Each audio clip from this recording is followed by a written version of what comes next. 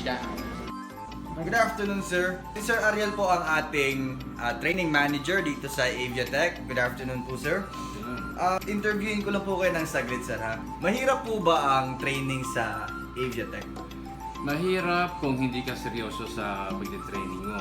Madali if you are really serious, willing to take the risk, take all those obstacles. Otherwise, kung hindi ka ganun ka-determined na ma-reach yung dream mo, then probably mahirap yon. Pero pag yung aim mo na ma-hit yung target dream, then hindi siya magiging mahirap kasi you will love along the way the training program. So, ang key talaga dito is as long as meron kang determination. Definitely. Second question po, do you have any advice for those who are planning to mag-training dito sa Avia Tech? My advice, if you have that dream, you will take whatever it takes. A long patience and perseverance. Patience means because along the way you will encounter obstacles, both on the training, those people around you that you will be encountering.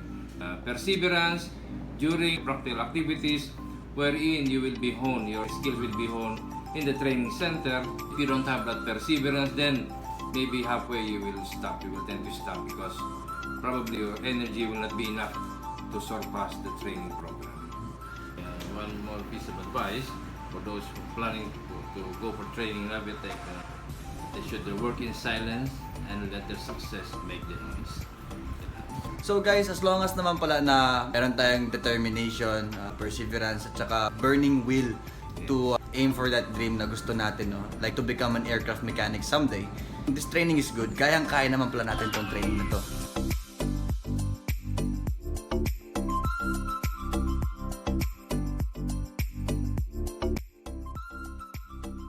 Good afternoon, Sir Jerome. Si Sir Jerome ang ating elective course instructor and at the same time, siya rin po ang ating workshop manager dito sa Avia Tech Training Center. Matanong ko lang, kailangan po ba talaga na maging AMT graduate ka para maging aircraft painter or cleaner?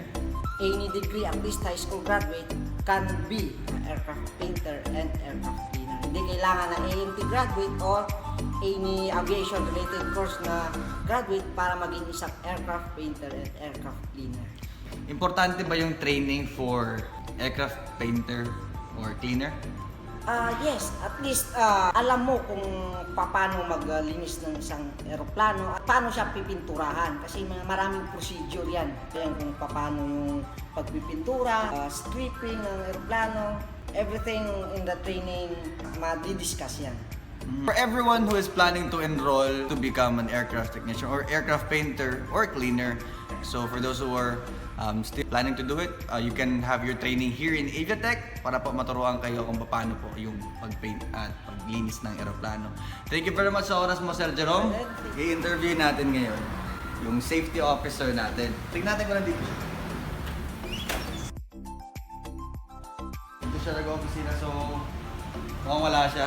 Ganyan kasi talaga ang safety officer natin, madalas nag-iikot-ikot sa paligid, tinitignan kung merong mga violators ng safety protocol. So, let's see. Tara. Basta. So, interview lang kita saglit. Okay.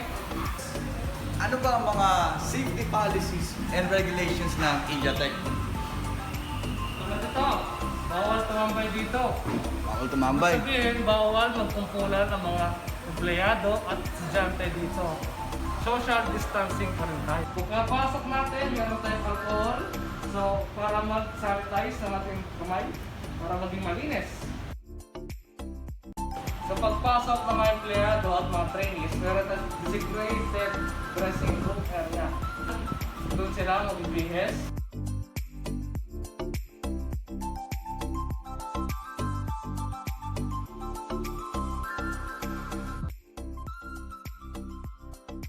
Then, isprayan nga ng alcohol ang kanilang buong katawan para maging malinis pagpapasok sa loob ng opisina. At sa mga workshop, mga trainees natin. Tingnan natin ang Avia Tech, papalit tayo ng Exactly, yung uniform na gagamit dito. sa empleyado at trainees. Okay. Unahin natin muna sa mga empleyado. Sa bawat opisina, naka-social distancing pa rin sila. May alcohol pa rin sa bawat pintuan. pagdating naman ho sa klase, mga classrooms. Sa classroom naman, sa lecture room, katulad sa Cessna, iilan lang estudyante ang pwede pumasok. Ilan to? 5 trainees per room.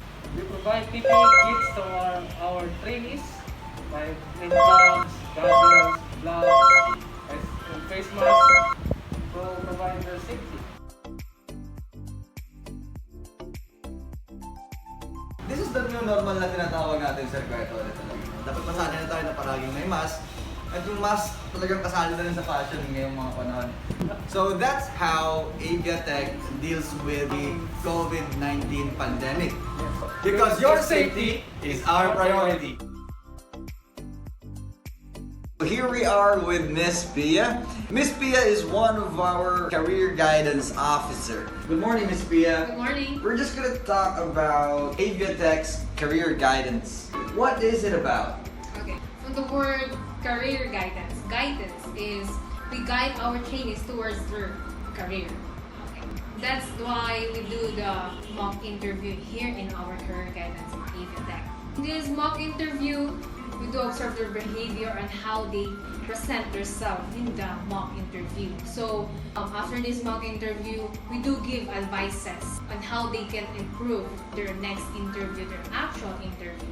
Luckily, our accountable manager has a wide networks. So she has a connection with Philippine Craftsman Power Services Incorporated, which is so-called the PCMSI. Some of our trainees experience to be a cleaner and also a painter in this project. So they got a chance na ma-familiarize sa aircraft. And also, we have a POEA license agency.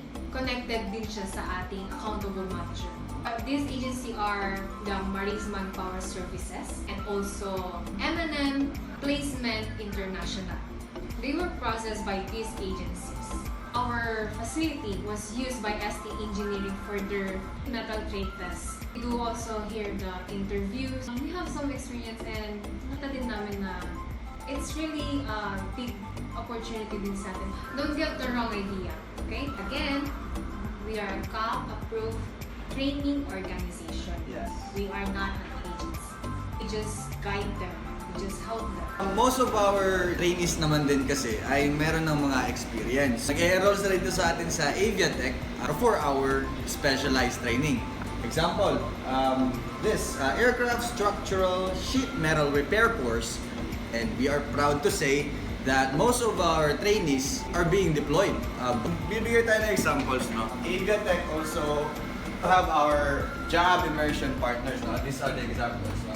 So, we have SEPA Aircraft Engineering, Airbus Asia, at saka Malaysia rin, and Malaysia rin sa of course. Glory Airline, Nigeria, at saka Rotorway International sa USA, soon to be, PSA. Advice ko lang din sa lahat, kung nagpaplano po kayong mag-training, malaking advantage naman po talaga siya. Pipiliin nyo talaga yung mga training school that are CAAP approved.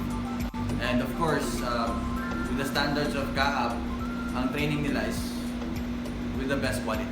That's it, guys. Those are the information about Avia Tech's career guidance. Thank you very much, Miss Pia, Thank for you. giving us the details about it so we can understand more. So that's been misunderstood by a lot of people, is that we are not a recruitment agency. Right? We are CAAP-approved training organization, and that's good to know. That's good to know. We don't give promises, but we do give surprises. First of all, by the way, siya po si Ma'am Girlie, and marketing officer dito sa Avia Tech. Ano po ba yung mga official social media accounts and website ng Avia Tech? Para sa lahat ng mga Avia technicians and lahat ng ating mga followers, lahat ay pwede nang ma-access online. Kaya naman, ang Avia Tech ay 24/7 online. Meron tayong mga official Facebook page, ating website, ating Instagram, Twitter, and YouTube channel. So lahat po doon ay merong mga daily updates, daily informations para po sa lahat ng gustong malaman ng tungkol sa Avia Tech. Please follow our official Facebook pages only and our Facebook accounts na accredited lamang po ng Avia Tech. Ma'am, meron po ba tayong mga upcoming events? Yes! For everyone who wants to attend our Jolliviation Talk Part 1, which is the webinar, please inquire to our page. Sa mga nakapagpa-reserve na rin po para sa ating Jolliviation Talk sa Cebu, Iloilo, and Davao, please message us directly para po sa next step. Hi guys, that's it for our Q&A vlog for Avia Tech staff. Again, don't forget to subscribe, Like, hit the bell, and share this video para maging updated sa aming upcoming videos and events.